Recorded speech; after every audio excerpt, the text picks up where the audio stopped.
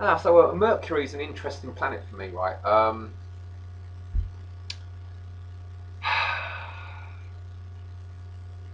In some ways, I've got Mercury in the worst place you could possibly have it in, in my birth chart.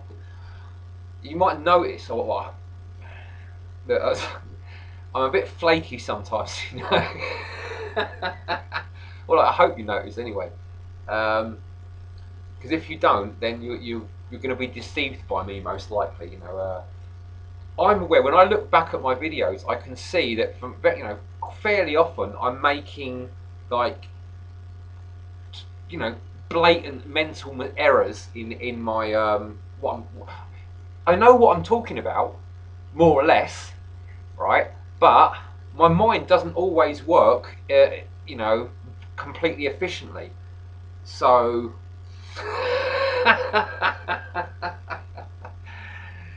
I do from time to time, fairly regularly, make real blunders, and and I've noticed other people do this as well. People that I have a lot of respect for as well. Um, and what I've also noticed, the people that don't make these sort of blunders, um,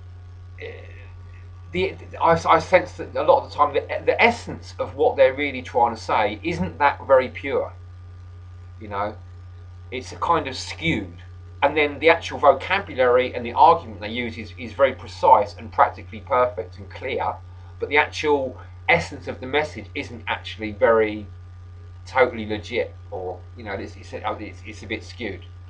So it almost seems as like like that thing in the I think it's in Hitchhiker's Guide to the Galaxy, one of those books, one of the Hitchhiker's Guide to the Galaxy trilogy, or in 4 parts, whatever.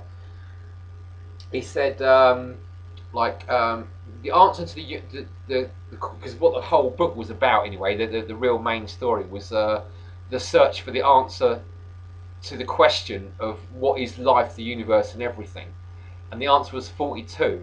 But what they had to do was to really define what the question really was, and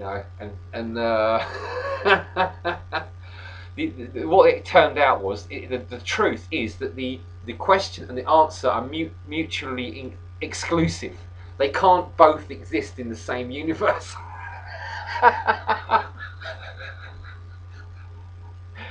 This relates back to one of the videos I made recently about having a sprinkling of ignorance, and going a long way, because it does seem to be that there could be a lot of truth in that. Yeah.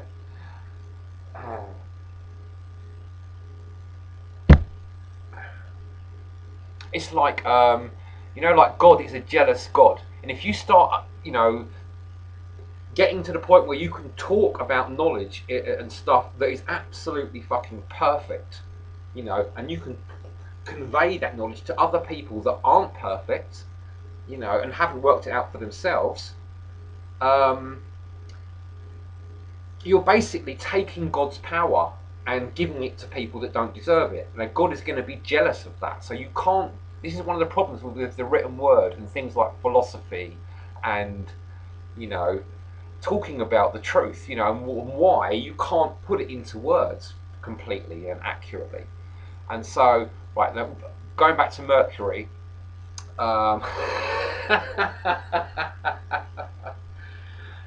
Yeah, I've got problems with Mercury in my chart. I've got really, in a sense, a really afflicted Mercury.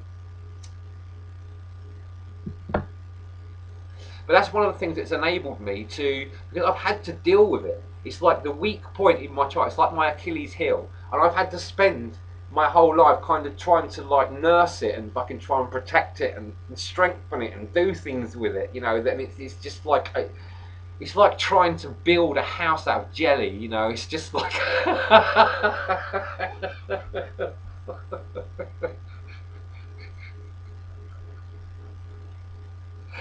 I've got to stop this video. Anyway, tomorrow is like today. I'm going into the Mercury sphere tomorrow. It's interesting because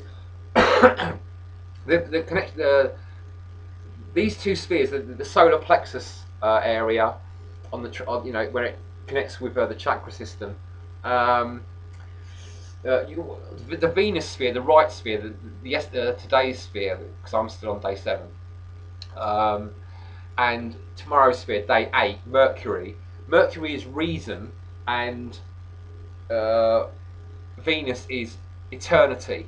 And eternity doesn't make sense, because this is why people are talking about these things like that. Time doesn't really exist, because all time is now. All time is present in the same space, and there is a dimension where everything is all included in the same sort of like place and time and thing. There is no time. Time is a kind of illusion. That's why it connects with the Matrix, and the fact that there is an illusion. We've got to understand certain concepts like time being, essentially an illusion, because it can't possibly exist in the one true reality. You know, only as a concept, as an illusion. It's not a real thing. It's not a tangible thing. And when we experience it as a tangible thing, and believe that it's a tangible thing, we are caught up in the matrix automatically, you know. And we get all our energy is depleted, our potential is drained out of us. We can't really experience the totality of our eternal self. We have a connection with the infinite. Nothing cannot have a connection with the infinite. And what we're doing is making that connection conscious. But Mercury is the trickster, and he's reasonable, and he tries to see things in terms of what seems to make sense to the senses, and that a lot of the time. And he's a trickster, so you've got to be careful of him.